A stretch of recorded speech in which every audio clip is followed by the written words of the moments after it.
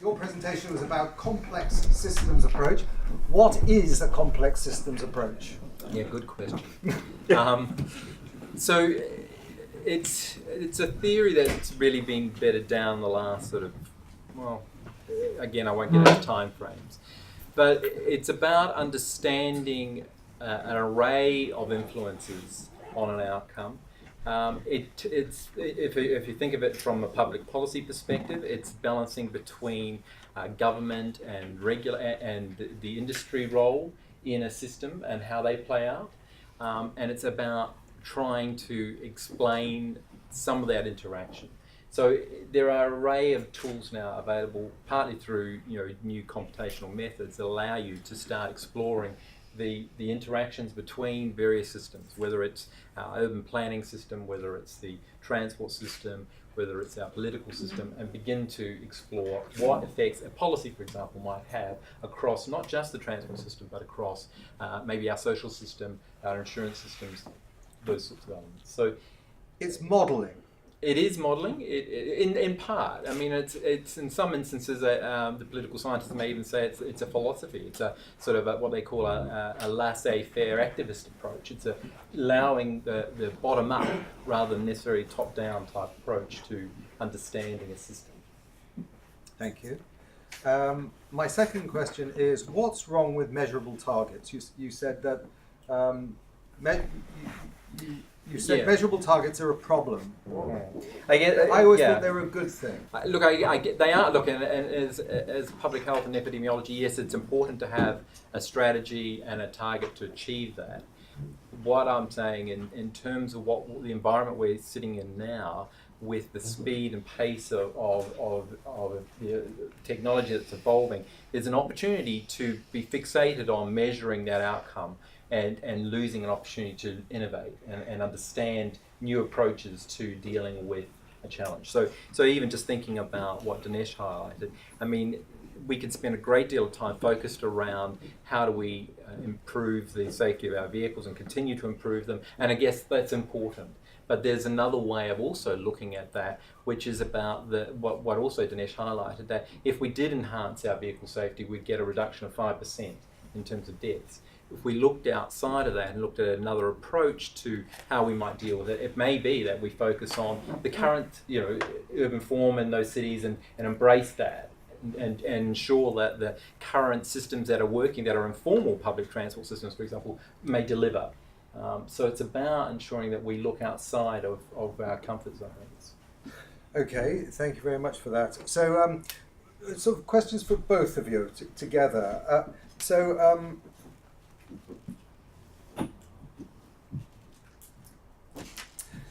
First of all, why, Kavi, I suppose for you, why, for both of you, I can't understand this obsession with ecological data, that trends over time. You're trying to make inferences you're trying to make causal inferences. You're trying to find out what caused this reduction in road deaths. And you look at ecological data, and you look at trends over time, and then you think, well, this happened here, and it could have affected this. Thank goodness we don't do that in healthcare. Thank goodness we don't say, how do we improve, how do we reduce death rates in surgery? Well, let's look at trends over time and see if we can do some modelings, and it's not even age standardized rates after all.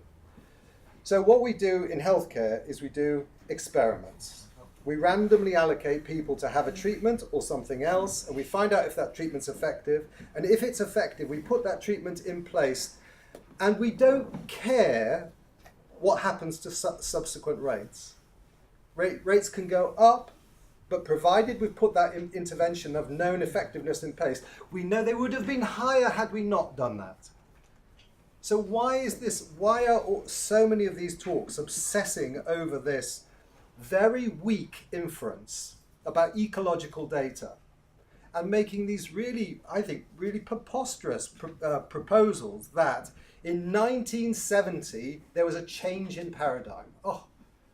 One day someone comes into the office and say, right, we've got a new paradigm today. From now onwards, it'll be this paradigm. And this decline in rates that followed that date is due to my sitting and declaring this new paradigm. Ian, It's bonkers. if you're done speaking, can you let this panelist speak? Yes, hang on, I'm the chair. Can you behave, right? I'm the chair, right?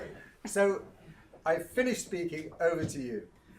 So in there somewhere, there was a question which I did hear, but I would urge you to have paid more attention to what Brian was talking about. It's a question for you, not I know. Brian. I'm not turning over to Brian. I'm just saying he described the history, and it wasn't that in 1970 somebody walked in and said something. It was a long period of time when certain things were happening, and there was a build-up towards a certain sort of approach that was new, that was becoming more evidence-based. And no, wait a second. I haven't said anything. Yeah, you really wanted to. Right. Okay, so now, to answer the question that you did really ask me. Please. I do not think that we can be saying anything authoritatively with the analysis that we are doing. I am really worked up about that analysis because I'm really worked up about the Kuznets curve hypothesis. To be fair, the road safety people don't actually go around saying that developing countries should not invest in road safety.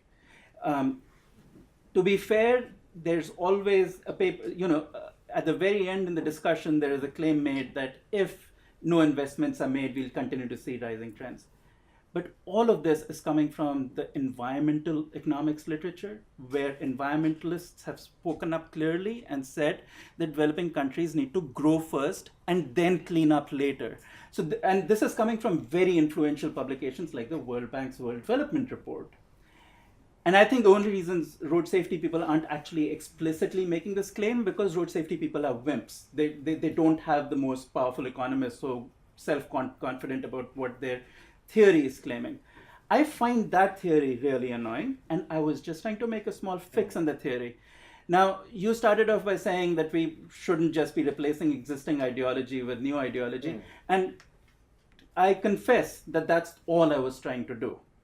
There is an existing ideology which I see as terrible. I can make a small shift in that ideology to make it far more sensible. And that's all I'm doing, but it remains an ideology. I cannot give you the sort of evidence you want. But it seems to me that this Kuznets curve is a sort of straw man. It's obviously bonkers. The idea that you can't, improve safety until you get to some degree of economic development. But you, rather than just say it's bonkers, you kind of fall into the same trap, and you use this ecological data not for the bonkers hypothesis, but for an equally ridiculous hypothesis. I mean, you should just say it's bonkers. These data aren't good enough to make causal inferences. Forget about it, and then actually replace it with something a little bit more sensible. Look, assistant professors at universities aren't allowed to stand up and say something is bonkers. They have to present evidence, and that is the evidence you bring. You point out that there was certain analysis done, and the flaw in that analysis was a certain type. When I am at your stature, I would do that. But right now, I have to sit and run data models. Yeah, but I think it is important. Can I just? Yeah. I think it's a little more serious than that. That is, I very stupidly believed in the U-shaped curve for most of my life, and because that's what everyone said. And when I went to my minister for transport in India about 15 years ago, and he gave me this argument: we are too poor to have safety like. You people keep talking about what's being done all over the world, and we can't do it because we are poor. Now, it's just an understanding that that the data were also wrong. That's all I'm saying. I'm not making any model. All I'm saying is that people like Maureen Tropper and others made fancy curves for the World Bank and made predictions on when we will reduce our debts based on rubbish data. That's all I wanted to say. And the current data may be rubbish also, but it's better rubbish. Because they've made some models and raised the death rates on the left-hand side. Now, as a political gambit, whether it's true or not, it helps me. But the more serious point when showing that data were that why is there so much difference in death rates with people earning the same amount of money. Because I think that may explain things by understanding differences on what happens in the system. I'm glad that we don't. Just finally, though, people don't do that in healthcare. They don't go, why is the death rate in this hospital higher than it is in this hospital? Oh. What they do is they look at that hospital and they say, is this hospital putting in place all effective interventions? Yes, no. Is this one putting... And if the best performing hospital is not doing something that they should be doing, then they intervene there. Because it doesn't, because the rates could be even better in the best performing hospital. But often that is, I mean, you need to look at the government structures around that too. If the government hospital, it can be top down. It can say, this is the protocol, you must adhere to the protocol. Let me take that example in. Mm-hmm. Suppose you're saying that one hospital has a good record, another hospital has a bad record. The one which has a bad record, the superintendent of the hospital tells me, but I only get $10 a day. Other one gets $1,000 a day. How can I improve? What I'm saying is, if there's evidence that you can do much better at $10 a day, it's worth knowing. All right, I've had enough of my questions, so I'm glad it stimulated lots of debate. So Herman first, then Brian, and then you, and then everybody. Let's start with Herman. There are two different approaches to this question. I agree totally with yours, which I've used about 40 years ago, and I'm going back and translating a German publication into English. Because what I have done at this time, I have analyzed the internal mechanism of the transport system producing accidents, as I described before. And then you can explain the peak change. What has happened afterwards has very much to do with what Dinesh and Kavi has explained. And there are a lot of effects everywhere around. This is the second one. The third one is the last one, which has been explained in Dinesh papers, the difference between the countries. This is exactly the question of hospitals, but the method is totally different. There are two methods. One is understanding the system behavior, the internal system behavior. The other one is the external system behavior, how the people and the governments are treating it and something like that. And analyzing the effects. And this is the difference, I think, between the countries also. If you go into the Kavi's curve, you see Austria was on the top, and now it is among the lowest one. Because exactly what you have said there has been implemented in the last 40 years. Brian, you're next. It would be great if we could do randomized trials, but we can't in most interventions involving highway safety and vehicle safety. I mean, there have been lots. I think Ezra's paper. They're actually pretty limited, Yeah. but what changed around 1970, and I think Bill Haddon had a lot to do with that, was that the interventions that are tried should be evaluated. So you're looking for evidence-based interventions. Yes. And that doesn't, so for example, in the United States, we know if we were trying to do something about alcohol impaired driving, we want a good law, but we also must have very intensive enforcement. Unfortunately, our politicians will say, well, I'm going to really crack down on drunken driving, so I'm going to change the law. I'm going to lower the BAC threshold, and that will really solve the problem. But we don't put any more enforcement out there. So we're not basing that intervention on evidence, because the evidence-based intervention would require enforcement. But what the field said around 1970 was, after we do stuff, we got to look at it and see if it's working. Whereas before 1970, we would have tufty clubs that were, quote, successful based on no evidence. And we had advertising campaigns for But you seatbelt wearing. wouldn't accept this ecological evidence as evidence for No, effectiveness, I think would you? personally, my view is we look for evidence per intervention. If we want to do something about speed, At an intervention level, What- controlled trials what at an works? intervention level. Yes. And I should say I completely agree with that. That is what should drive what we decide to actually do. I wasn't actually talking about any specific interventions. I was talking about at a broad sort of brush level what has happened in the history, and you cannot talk about specific interventions at that stage just because interventions play out over a very long period of time. So you can't talk about national road traffic death rates and the effect seatbelts had without making substantial jumps, not doing the sort of analysis you'd want us to do.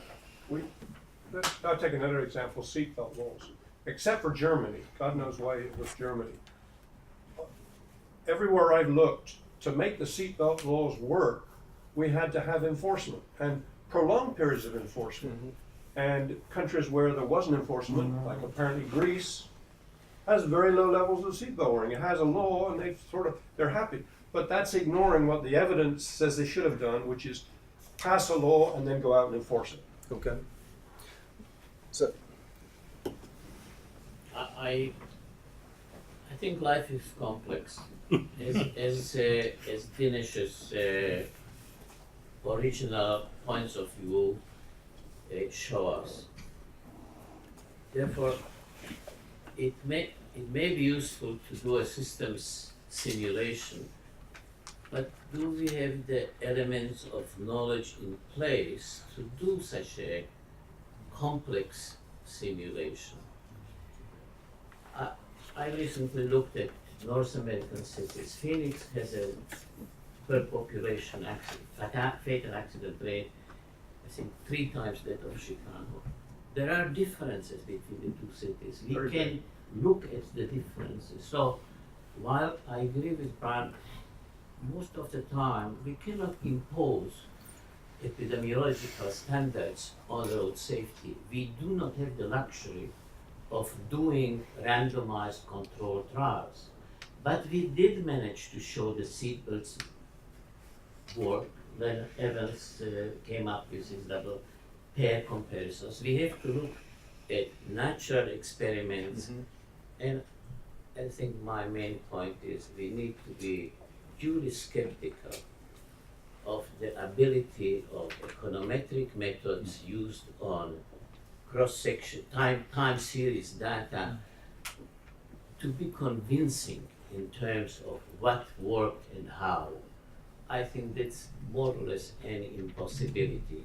Econometricians have to rely on these questionable tools because they have little other options, but they also are gravitating towards natural experiments rather than trying to make sense of time series data. So I think that complexity, lack of understanding, and humility in our ability to interpret cross-sectional data is called for. Thank you.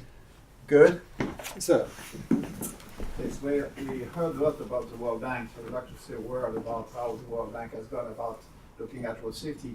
Back in 2004, together with WHO, the World Bank published this World Report on Road Injury Prevention, which was a kind of milestone in the institution to say we need and we must do something proactively on road safety. But then we ran against the opinion of most senior managers in the bank, country directors in particular, opinion stemming from the report you mentioned, saying, well, road accidents are just a collateral damage of growth.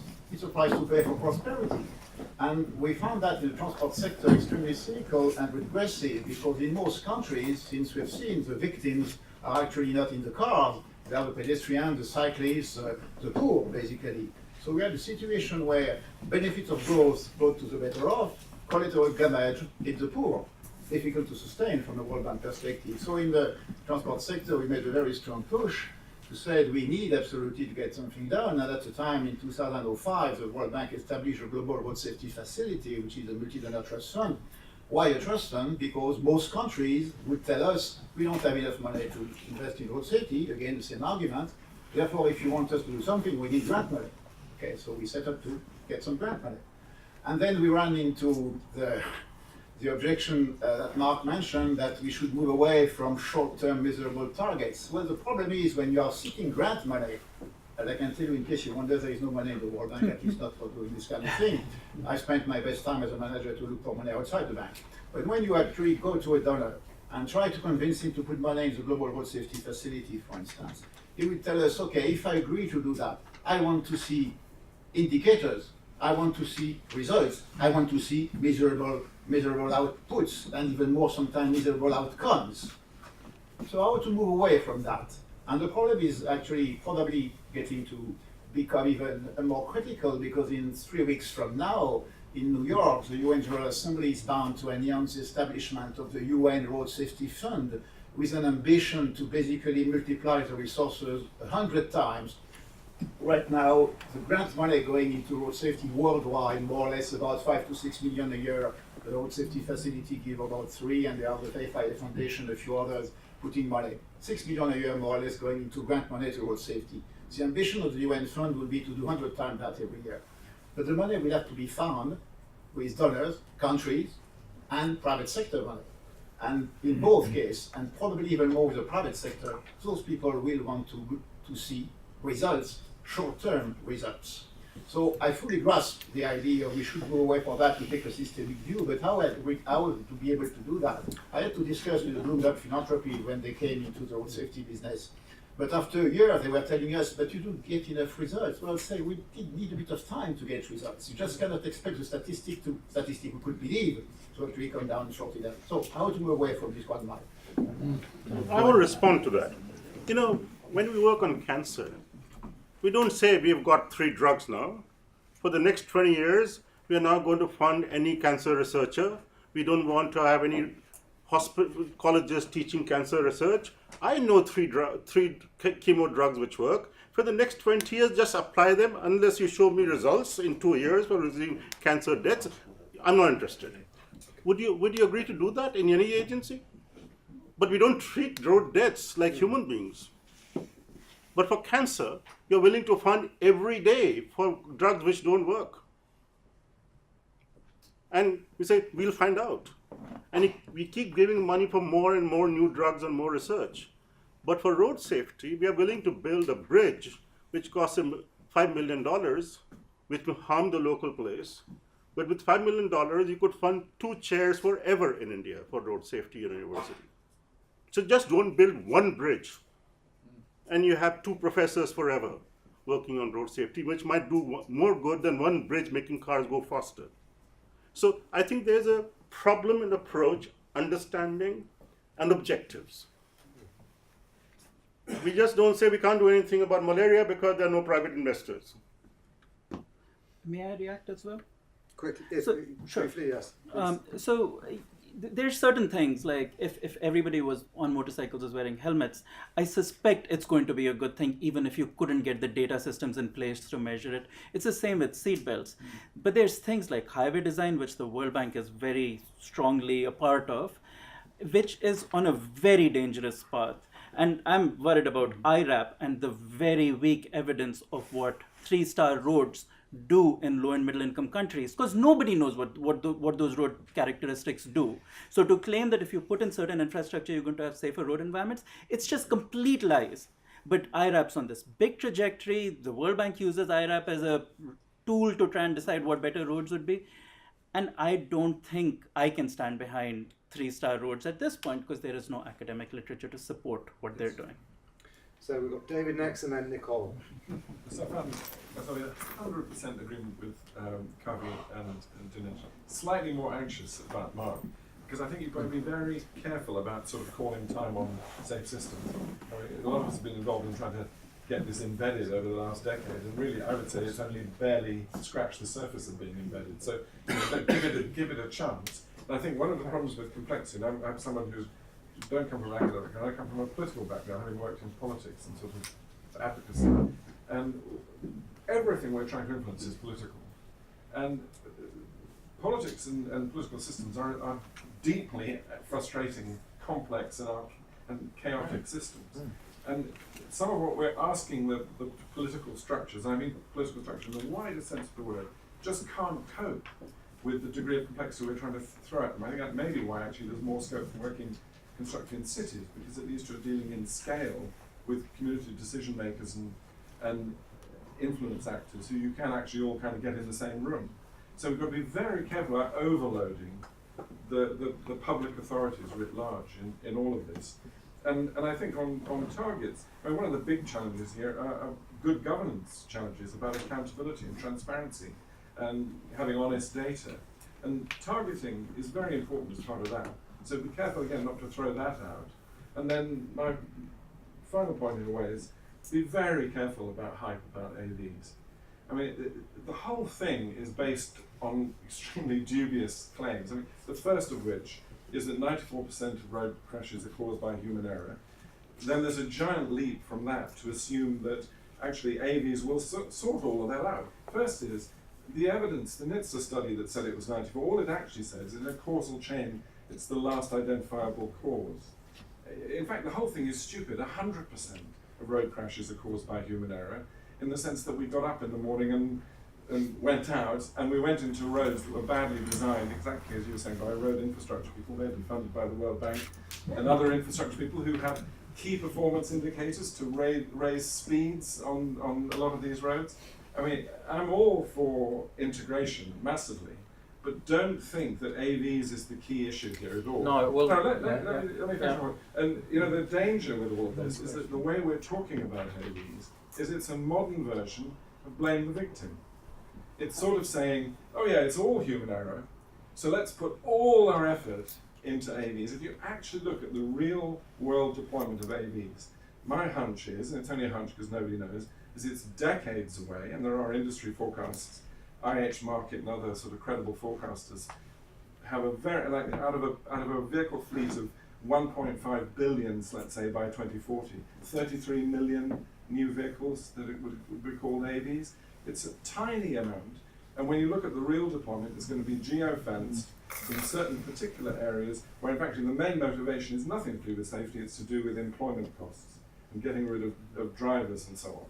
So, you know, let's not get carried away by something which is going to take a lot longer, you know, to develop. And remember, in the end, I mean, I've been working in vehicle safety all these years, so I really emphasize, I fully agree with everything that Dinesh was saying. I'm sort of in the wrong line of business, because to me, always, the big gains will become on affecting the fundamental determinants of transport demand, which is going to be urban design, and how we create all of this. And that actually just takes you straight back to Haddon's original 10 strategy.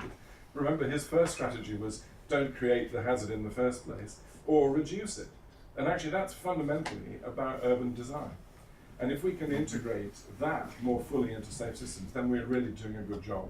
And it's absolutely about reversing the primacy from urban design, from making cities safe for cars, where in fact we should be making them safe for people, pedestrians, vulnerable road users. So quick response. yeah, from Mark. look, I mean, I think there's a big leap there, David, in terms of what I presented and what you're saying. I think some of what you're saying is your thoughts on it broadly, and I'm not disagreeing with those. What I wanted to highlight here is that as a scientific research fraternity, we're asleep at the wheel, to use that metaphor, in relation to understanding the implications of where technology is taking the transport system.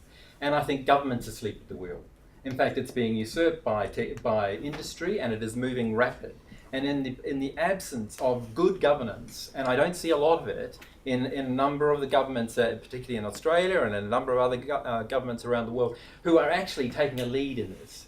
And in fact, the potential, I'm giving illustrations of what we're seeing in Australia, is industry's taking the lead over the management of our networks.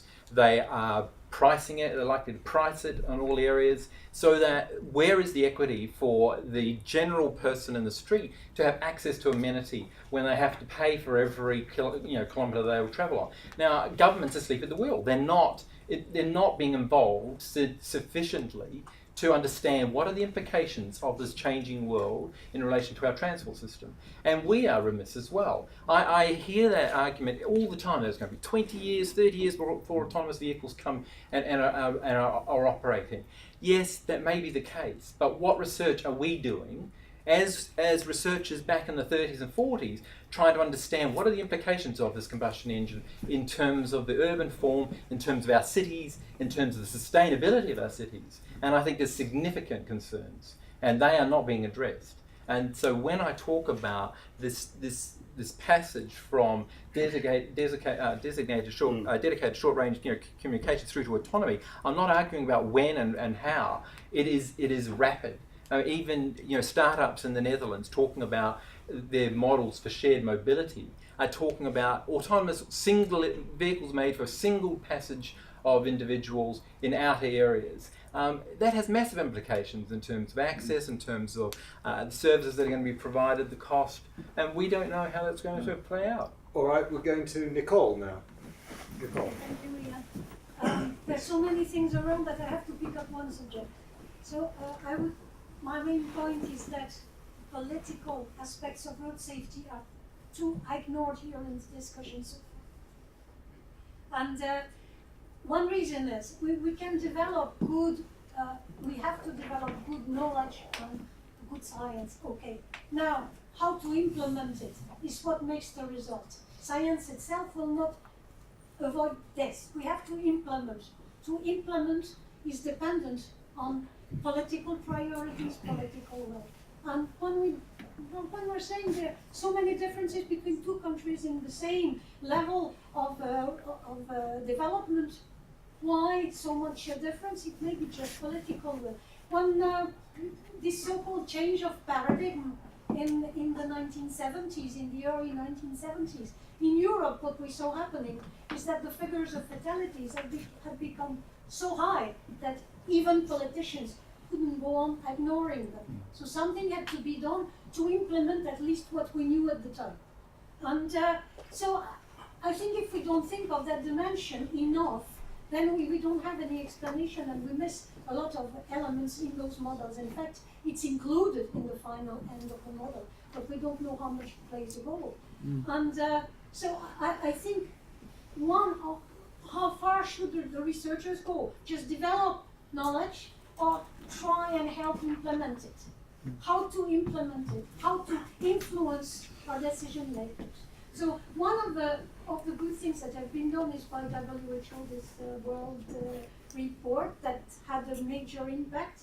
When we come afterwards to safe systems and what they advocate, then it blocks. I've been working recently in several different African countries, for instance. It blocks on the political level. And also, you have a list of things which are good, like seatbelt, helmet, and all that. Each one of these measures to be implemented in a country requires a complete process which doesn't exist, which has to be set up. Enforcement of a law is a major problem in most countries. And how do we work with this? You know, we cannot stay only at the knowledge level, we have to see how implementation.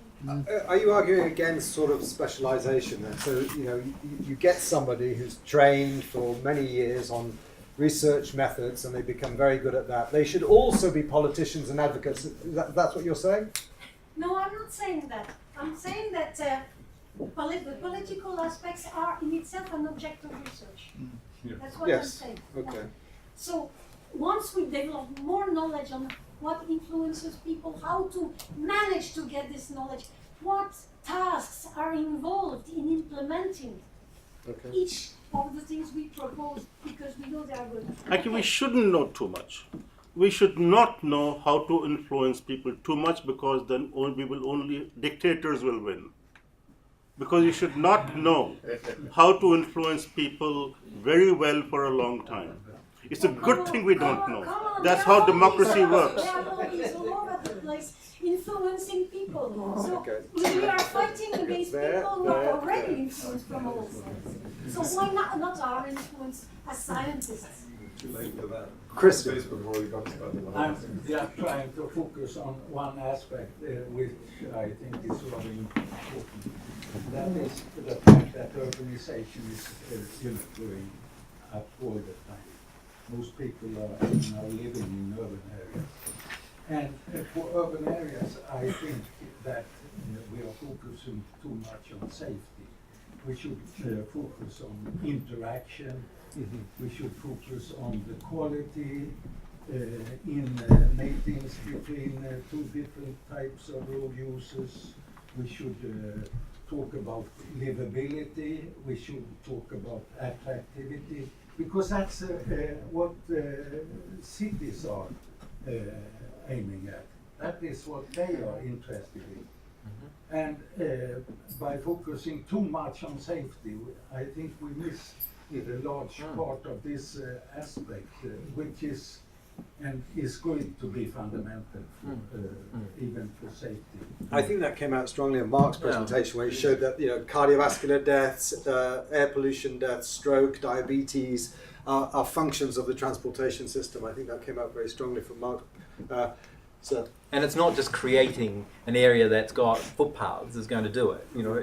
It's much more than that. Yes, I have comments. The first is follow equal. So now I think the traffic control is facing some challenge. One is how to translate evidence to practice to policy. My own experience is showing communication and cooperation between multidisciplines and multi-departments, government departments, and between policymakers, research, and practitioners are very, very hard, because I hear that Mark mentioned we want to expand the model to the complex system approach.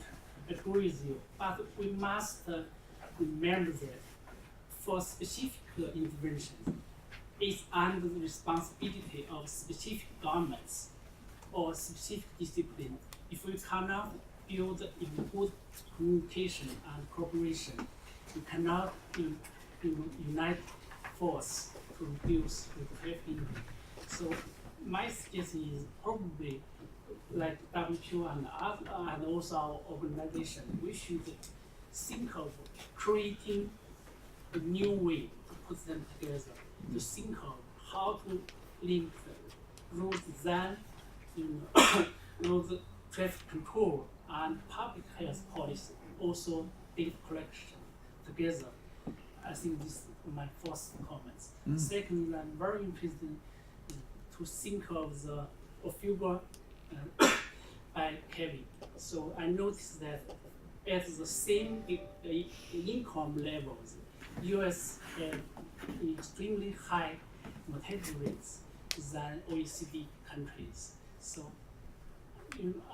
I think Kavi also is familiar with US, the traffic prevention. I can give a quick answer to that.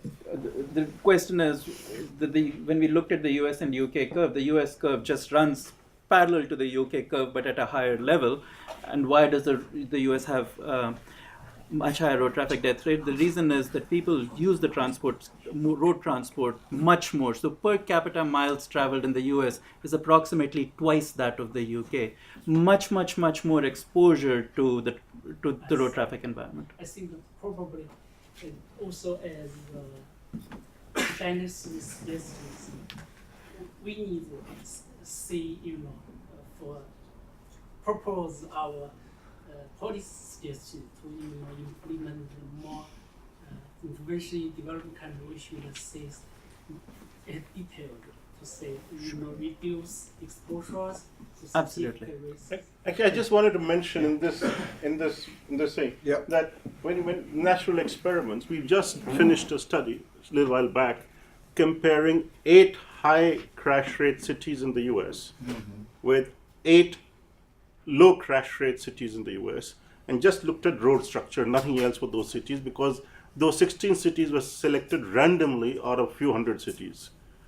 And just that initial result is, which makes sense sort of, that the 8 high rate cities in the US and 2 could be in the same state with the same laws and everything, the high rate cities had a higher proportion of wide roads for the same length of kilometers than the low rate cities, and the high rate cities had bigger blocks than the low rates. Low rate cities had small blocks in the city. So, which is very interesting for us, because there are other researchers showing that cities which have smaller blocks have more public transport use. So once you decide the city design, you have already decided how many people are going to kill. Can I just add to that? We've just one minute. Yeah, there's 2 people with their hands up, and so I wanted to get as many questions as possible. So Nan, if you go next. Just a comment or a reflection. I think it's interesting that we're focusing a lot on whether or not these ecological models are good or bad. And I think it's clear that, I mean, countries are different, and whether you're using, income as a proxy measure for development, whatever. But, the thing that I think is interesting is that we are talking about this in the sense that we're trying to understand what happens so that we can apply it to all countries. The idea is that if we can figure out what caused the change in OECD countries, we can apply the same learnings. And I think what's come out clear here is that countries are not all the same, and politics does matter. I mean, I would argue, I would take issue if we say that, there are other things that are different between what we call low-income countries, low-middle-income countries, and high-income countries, besides economy. There is the political structure, there is the development status, there is the fact that many of these countries are former colonies and so forth, and the structures, the maturity of institutions, all have a role in terms of shaping how they interact and the types of systems and how they work. I mean, and that goes to Mark's point, is that, I think systems do matter, and I think, one of them, I want to plug, sort of agreeing somewhat with Mark saying that I think targets, themselves, in and of themselves, are not the only things that are needed, but I think targets are useful in terms of stimulating, action or generating the goodwill. I think where we need to move from is this idea that we say that here are the things, and I'm saying this knowing that WHO does try to synthesize the best practices and knowledge out there. But I think what we need to do is move on with this idea of saying, here's what works, and all we need to do is get these countries to do them, because it's simply not the case that what is appropriate in the US is going to be appropriate for Vietnam or something, and there are other things. And ultimately, I think what we need to do is move from this idea of saying that we want to focus on outcomes to a more value-based system, and by that I mean that I think what we need to do is embed value, safety as a value in whether or not we're building transport or bridges or cities or pedestrian footpaths or whatever, rather than saying let's focus only on reducing the number of deaths, because I think that is too narrowly focused, and it moves away from this idea that we're saying that it takes a lot of factors within a system to actually produce that outcome, and that value has to be embedded or adopted by those that are responsible in order to make that happen. So. Thank you, and we'll go over to you now. So, Pastor from Boston here. It's a little bit like a mess, I have a feeling. It's, the discussion is going in so many directions. I would like to support your view, because that brings the first structure into it. In terms of, do we have a problem in implementation, or do we have a knowledge problem? And I think, in fact, it's both. We've heard that it's a complex system. Yes, I agree very much. And especially if we think about autonomous systems in the future, the impact of such systems, to capture the impact of such systems, you need a very complex system, probably a very much feedback system to see what would happen on the road. It's much more difficult to assess the impact of such system as compared to just bringing an airbag into a car. So there's a knowledge problem, but on the other hand, there's an implementation problem as well. And about this point in 1970 and the change in paradigm, I think that's probably more a philosophical question. I agree very much that Ralph Nader was the first point, that was the first point where this was brought up on the political issue, and they needed to take some action, so they implemented NISR and all those things. And in a certain sense, the European just monitored what was happening in the US. And then they said, okay, they do good regulation. We should do that as well, they said at the European Parliament. And so they implemented the same thing. So there's also a correlation between if somebody takes action, other parties will much easier take the same action or do something similar. And so there's an implementation problem as well, and that is very much also on the local area, as David said, and also Brian said that certain states just don't do useful things, and in Germany, for instance, this is very much true for road design, because this is decided on a local level. So we need to convince those people. So we really have both. We have this implementation problem where we need to bring this complex matter to politicians, to many politicians in country, and we have this knowledge problem, especially if we go into this future future systems, the future technology, which we really need to understand in a much better way. It's just a short responses issue of knowledge. I think if historically people have not produced very often new knowledge because it can be implemented. Because we just waited to produce knowledge for it to be implemented. There would be very few drugs, there were very few inventions, nothing. So while things are going on, good, bad, indifferent, whatever politics there is, some bad political countries have good road safety, some good politics has bad road safety, and so on. So let's leave that aside. Most of us here do work and trying to understand things.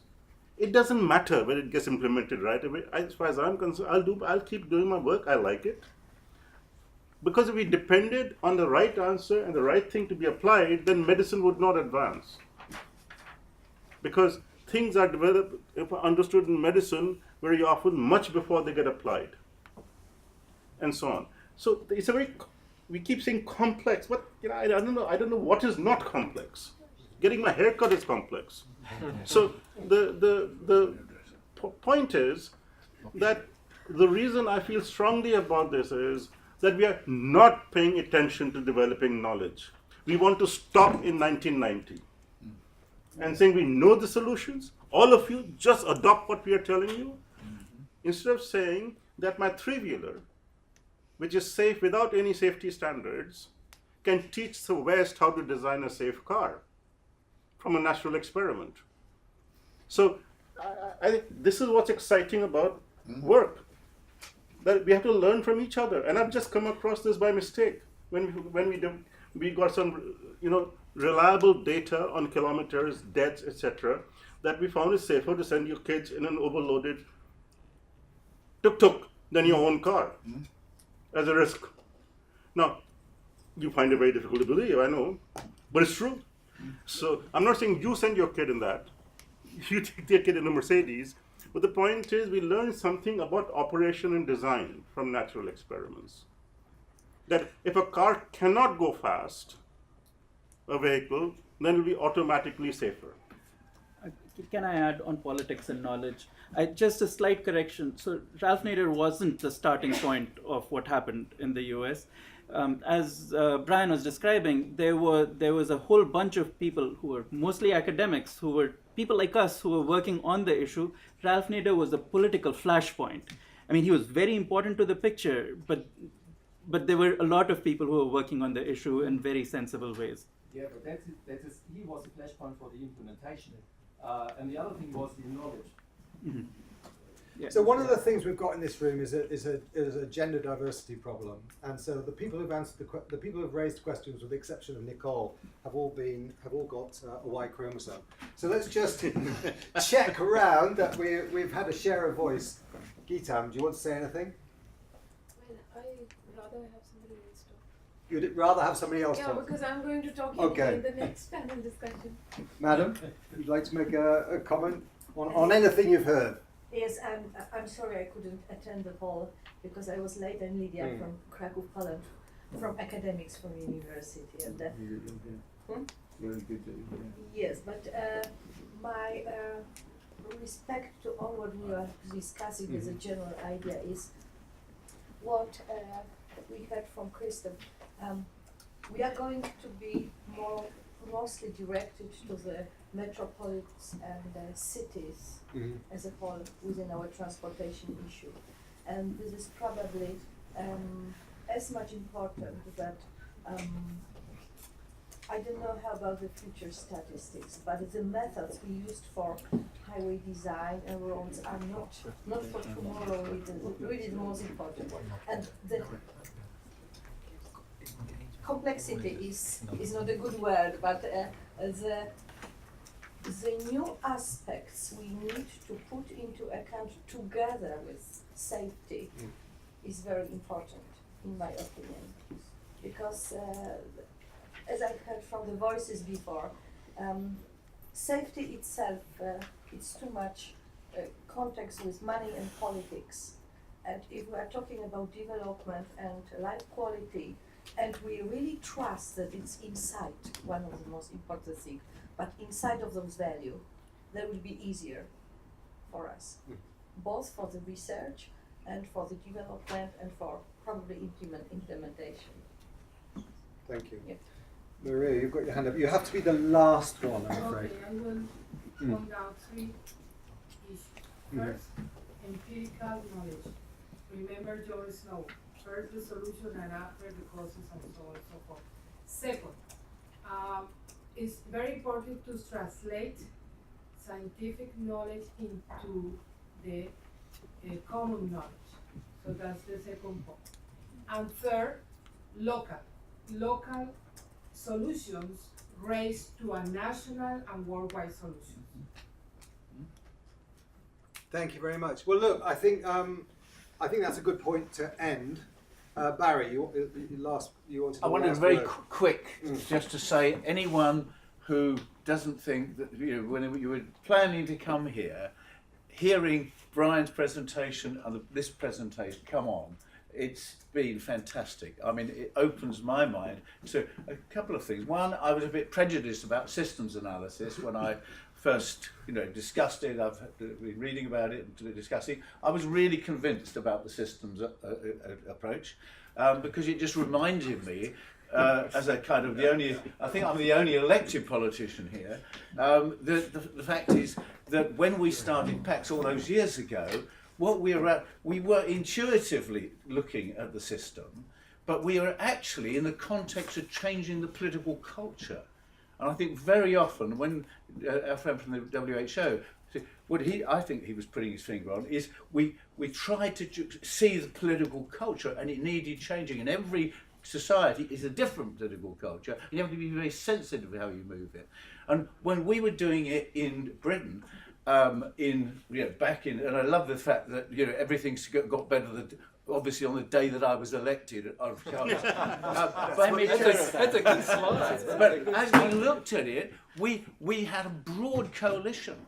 And for example, and we were conscious of bang for the buck, yeah. And we listened to not just highway engineers, local people in local councils, the people that road safety people in those local areas, the police, yeah. And of course, one of the priorities Kavi didn't put up of the things that were low-cost engineering schemes, because low-cost engineering schemes we felt, really were good bang for the buck, really made a difference. You could start them quite quickly. They were locally supported, and low-cost engineering schemes were very, very important. But just want to go back to that. Changing the culture is so fantastically important. But also, the relationship between you guys who are doing the research and all the other players are the only way we're going to change the culture. And the more we realise that, the better. And can I just say one thing about the World Bank? I, for a time, was chairman of Global Road Safety Partnerships, yeah? It was killed, actually, because you excluded people like me. All the not-for-profits and all the little campaigning groups have pitched up, in New York and then Geneva, and worked bloody hard, to make a difference. As soon as you took your money away and said $50,000 to come to the table of GRSP, we got taken over by the auto industry and the oil industry, and the rest of us even be able to attend the meeting. So be very careful on this new initiative, which is different. UN, WHO, I think will learn from some of the mistakes we made on GRSP earlier. You'll have to have that fight in the coffee break. Thank you to everybody for this session. If you could join me in a round of applause.